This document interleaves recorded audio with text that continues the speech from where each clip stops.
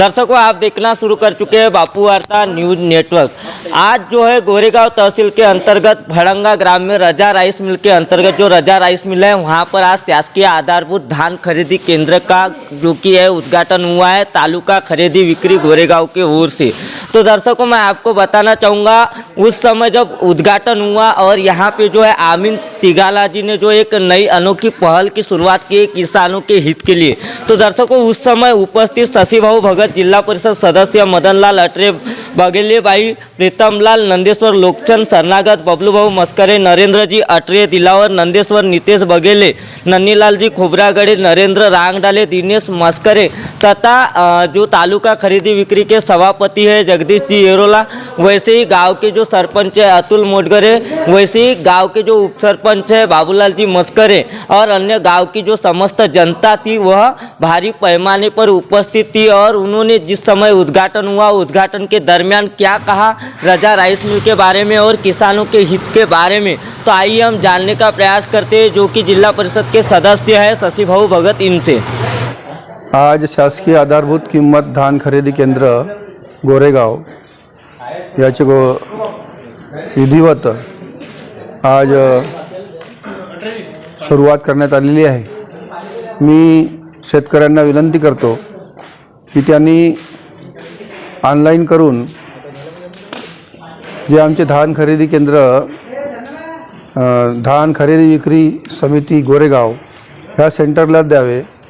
जेणेकरून येणाऱ्या काळात जे शासकीय योजनेचा लाभ त्यांना पुरे मिळेल। शासनाच्या वतीने यावेळेस दिवाळीच्या अगोदरच धान खरेदी केंद्र सुरू झाले पाहिजे होते, पण काही कारणास्तव ज्या अटीना शर्ती शासनाने लावल्या होत्या त्या कारण खरेदी विक्री संस्था यांनी धान खरेदी करण्यास इन्कार केलेला होता आणि ते काही त्याच्या अटी शर्ती शासनाने मान्य केलेल्या आहेत आणि त्यानंतर आज धान खरेदी केंद्र सुरू झालेले आहेत। तरी मी शेतकऱ्यांना विनंती करतो की त्यांनी धान खरेदी विक्री केंद्र गोरेगाव सहकारी शेतकी खरेदी तालुका शेतकी खरेदी विक्री गोरेगाव इथंच आणून द्यावं, जेणेकरून तुम्हा शेतकऱ्यांचं लुबाडणूक सुरू आहे की जे शासनाचे नियम आहेत त्या नियमाप्रमाणे धान खरेदी करावं। व शेतकऱ्यांना विनंती करतो की त्यांनी चांगल्या प्रतीचे धान सेंटरवर आणावे, जेणेकरून तुमचे धान्य घेतल्यानंतर आमच्या खरेदी विक्रीला याचं नुकसान होणार नाही आणि शासनास पण नुकसान होणार नाही, अशी मी शेतकऱ्यांना विनंती करतो।